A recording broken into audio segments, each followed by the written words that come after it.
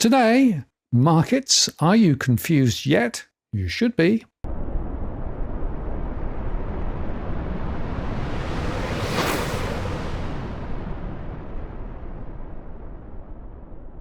Hello again, it's Martin North from Digital Finance Analytics, one that is post covering finance and property news.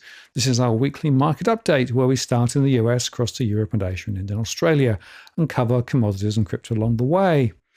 MSCI's global equity gauge fell on Friday, while bond yields climbed as investors waited for clues about the future path of interest rates. And Europe's STOXX 600 index closed down 0.53% earlier, breaking a 3-week winning streak as investors sought clarity on Europe's rate policy amid concerns over economic growth and a potential trade war. As we run down to the end of the year, a flurry of central bank rate announcements signalled a confusing picture, with the RBA holding, the ECB cutting as expected, alongside Denmark at 25 basis points, and the Swiss bank cutting unexpectedly as it sought to head off gains in its currency, along with Canada both doing a bigger 50 basis point cut. Next week, we have more central bank action, with the Federal Reserve, the Bank of England, and Japan all joining the party. While investors are betting on a quarter-point cut at next week's Federal Reserve policy meeting, expectations are rising that the pace of rate cuts is poised to slow, with an 80% probability of a hold in January, while cuts in the UK and Japan are not expected.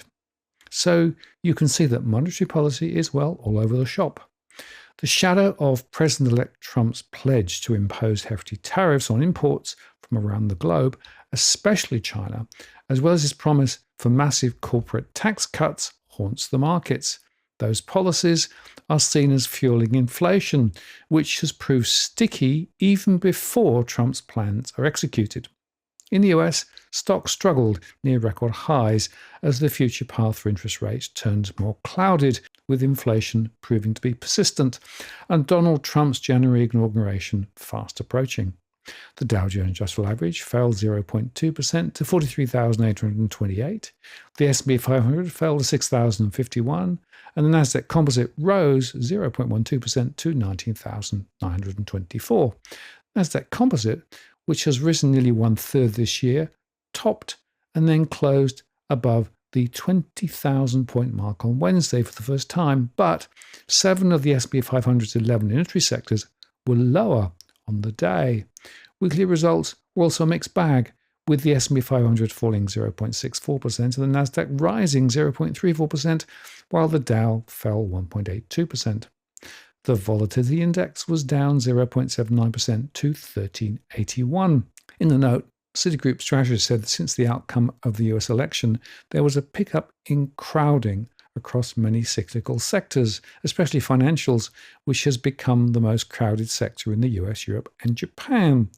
The best performers of the session on the Dow was Boeing, which rose 1.13% to trade 169.65 at the close. Meanwhile, Broadcom surged 24.4% to $224.80, lifting its market cap to more than $1 trillion for the first time, after it forecast a surge in sales of AI products. In the note, Bank of America reiterated a buy recommendation and lifted its price target for the stock to $250.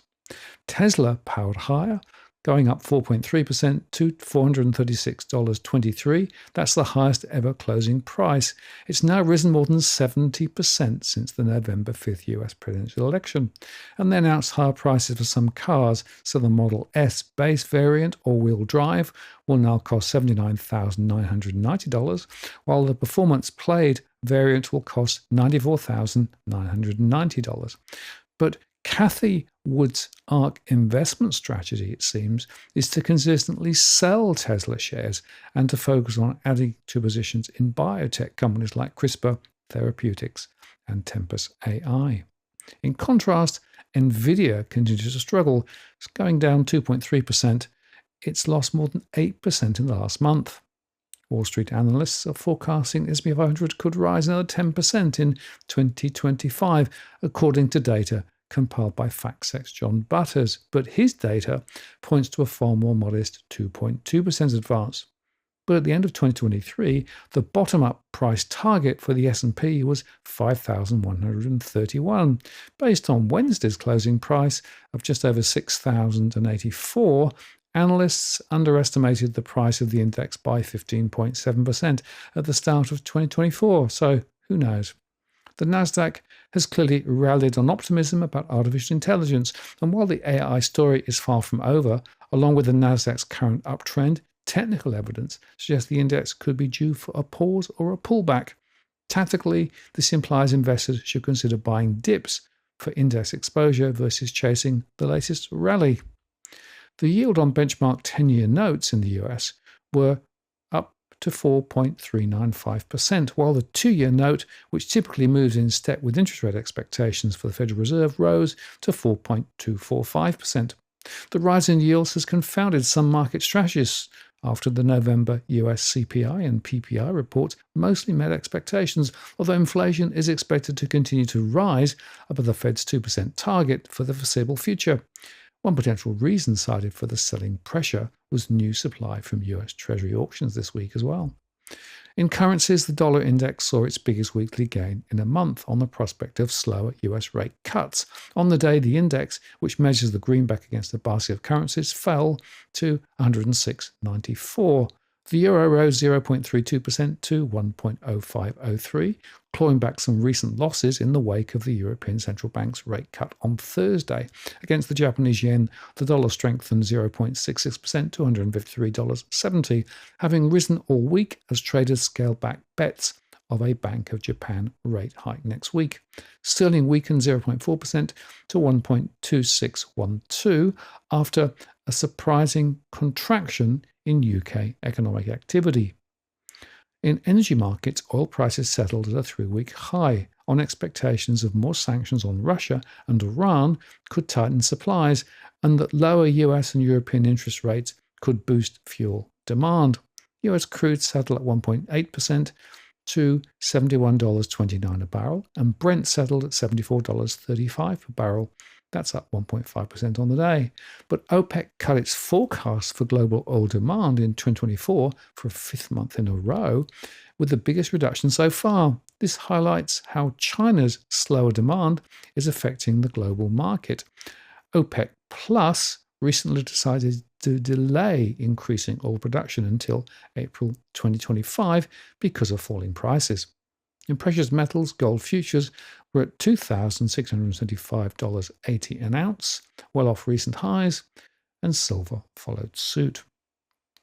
Cash in money markets rose by about $824 billion this year, according to Crane data, dashing expectations that it would find a home in stocks or bonds as the Federal Reserve began cutting interest rates. Proponents of the asset class have said they are happy earning rates of around 4%, far above the near-zero return cash was paying just a few years ago, with comparatively little risk. But sitting on the sidelines has come at a cost. The S&P 500 is up around 27% this year, gold is up 30%, and the Russell 2000 index of small caps companies is up more than 17%.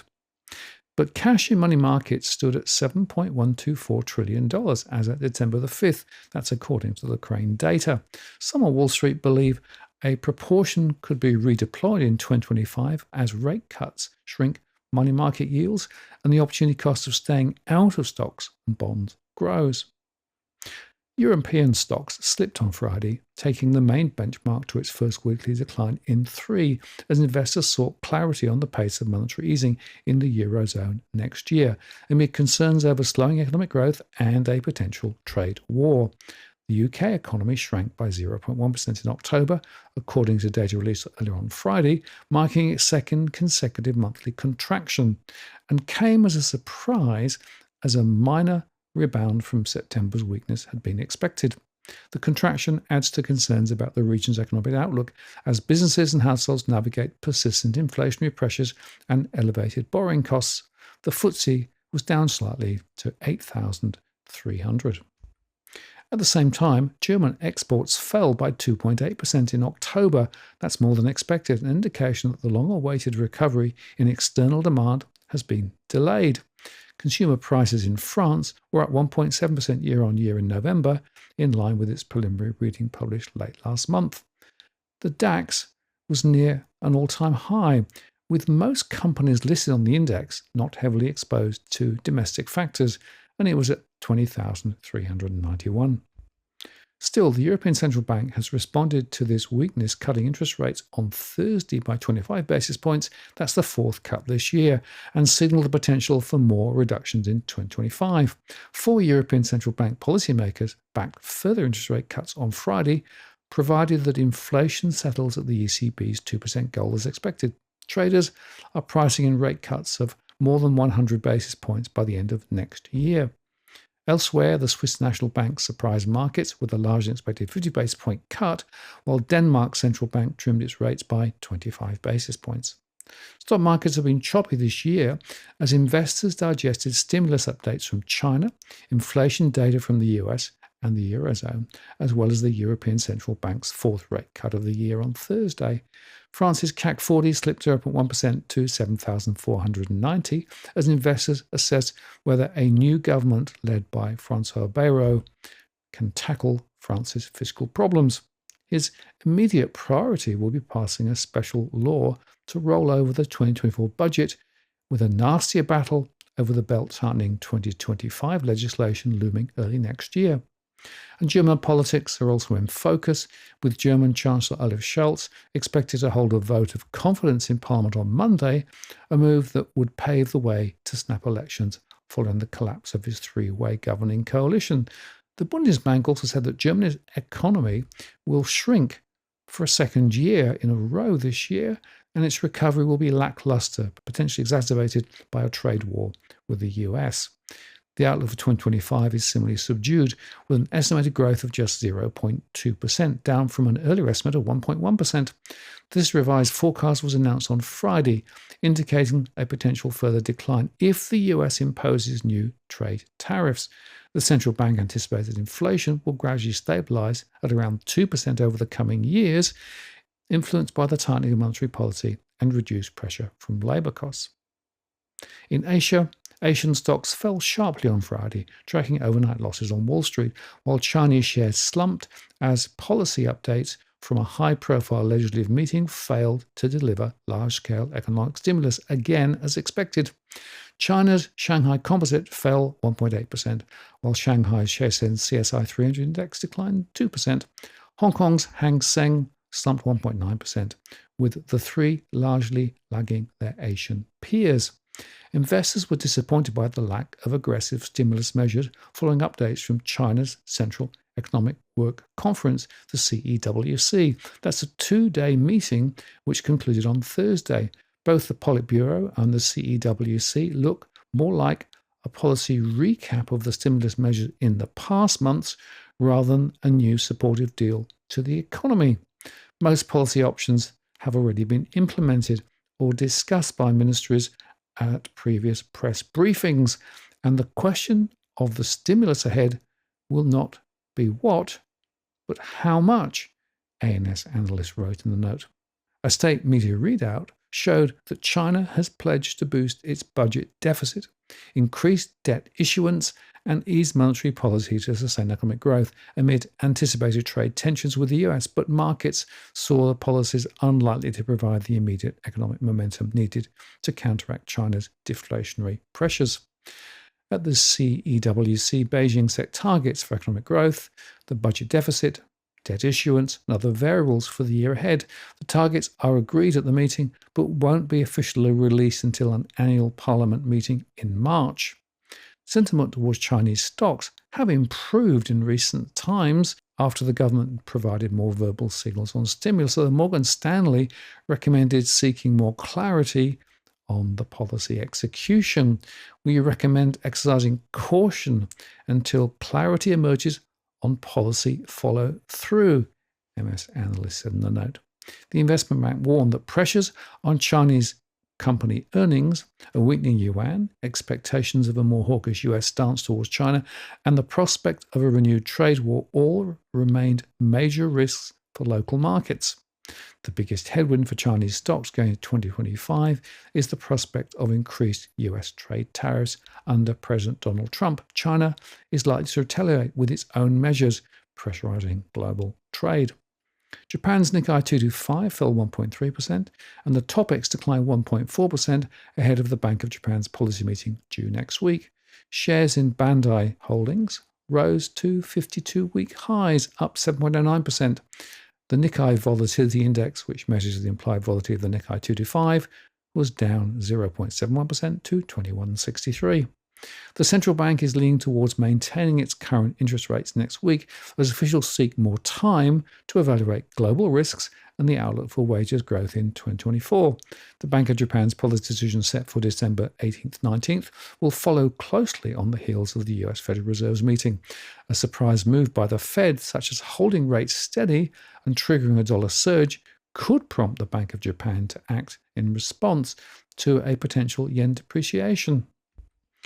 Bucking the regional trend, shares in South Korea's Kospi Index inched 0.3% higher ahead of the parliamentary vote to impeach the country's president, Yoon Suk Yeol. Elsewhere, India's Nifty 50 gained 0.96% to hit a one-month high. India's stock market has entered its longest bull run, surpassing the 2003-8 rally in duration, but has delivered only a third of its cumulative returns. Morgan Stanley analysts believe the current market, marked by low volatility and strong relative gains against emerging markets, still has room to grow. The ongoing rally, which began in March 2020 during the pandemic's early uncertainty, has been supported by several macroeconomic factors and structural shifts, they say. India's nominal GDP is expected to grow by 10 to 11% annually over the next 5 years, with corporate earnings likely compounding at 18 to 20%. Improved corporate balance sheets, rising private investments, and favorable external dynamics, such as reduced oil dependency, bolsters the earnings outlook.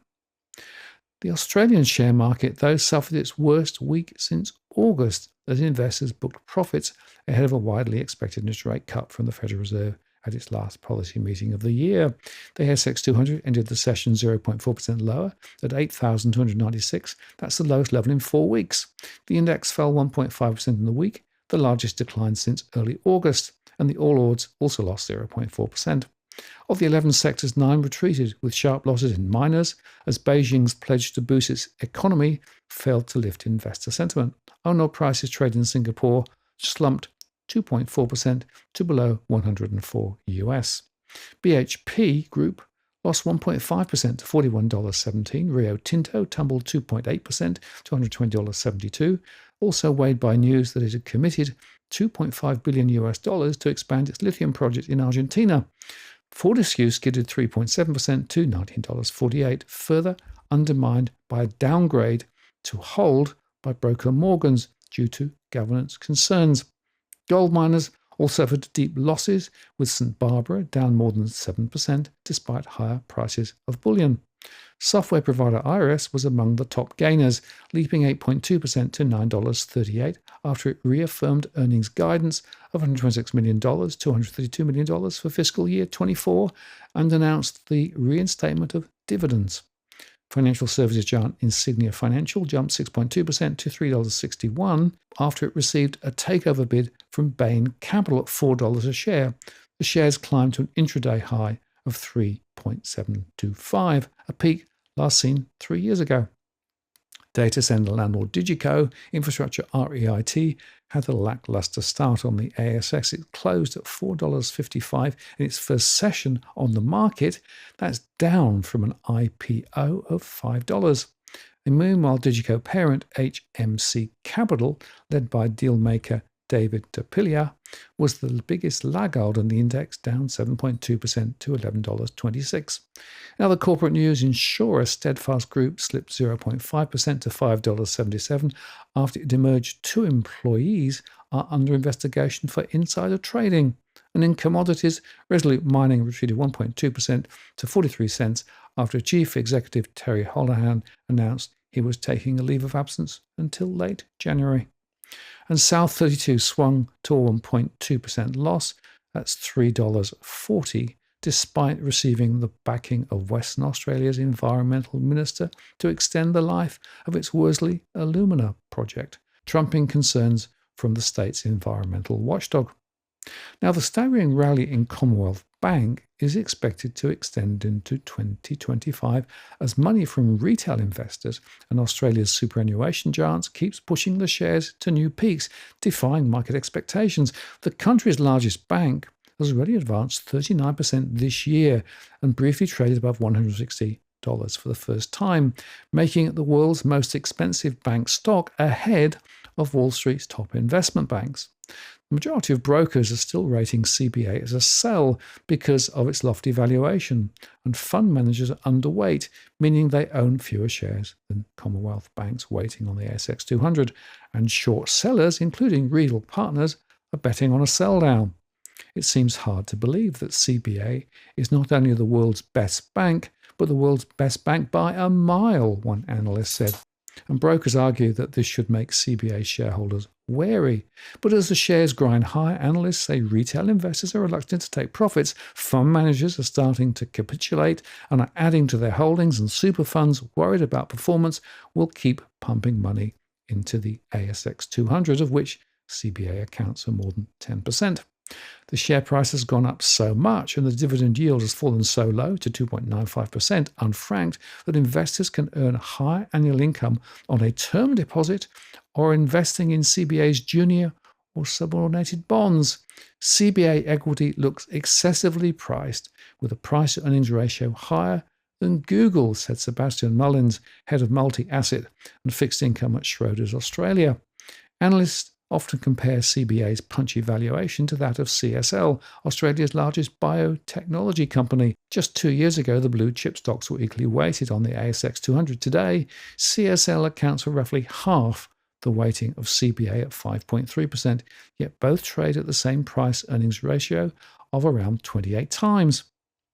The price action of the US dollar, Aussie dollar has tumbled as expected, and in fact the Aussie dollar was the worst performer among the major currencies. It shed about 2.7% against the US dollar based on a 1-month rolling basis up to the 13th of December. Even though the RBA maintained its policy cash rate at 4.35% during its last monthly policy meeting on Tuesday, unchanged for the 9th consecutive month, RBA Governor Michelle Bullock did sound a little less hawkish versus her prior press conferences. In fact, during her press conference on Tuesday, she highlighted inflationary pressures had declined in Australia, and the RBA have also taken notice of the weakness in the private sector of the economy. Hence, it's a bit of a dovish tilt that moves in line with the tonality of RBA's latest monetary statement, which stated that some of the upside risks to inflation appear to have eased. But anyway, the Aussie was last at 63 US cents and 50.45 UK pence. Ouch. Finally, Bitcoin was once again touching 100,000 US as Bitcoin proponent Michael Saylor tweeted, "We are all competing for $45 million worth of Bitcoin mined daily." Curiously, earlier this week, another big Bitcoin supporter, the chief executive at Jan3, Samson Mao, shared that he expects miners to stop selling the Bitcoin they mint in the near future, and he urged the market to be prepared for that and plan their Bitcoin accumulation accordingly. Earlier this week, Saylor commented on a Bitcoin warning tweet published by Binance founder CZ. He issued a major reminder that more than 19 million Bitcoin from the 21 million have been mined already. Saylor tweeted that the crypto space is running out of Bitcoin. Well, it was last at 101,300 and will likely wobble around that level for some time. Actually, given significant uncertainty ahead, generally markets are overvalued and prone to volatility and potential falls. So cash returning 4 or 5% relatively risk-free still looks, well, a pretty good option for now. I'm Martin North from Digital Finance Analytics. Many thanks for watching, and I'll see you again next time.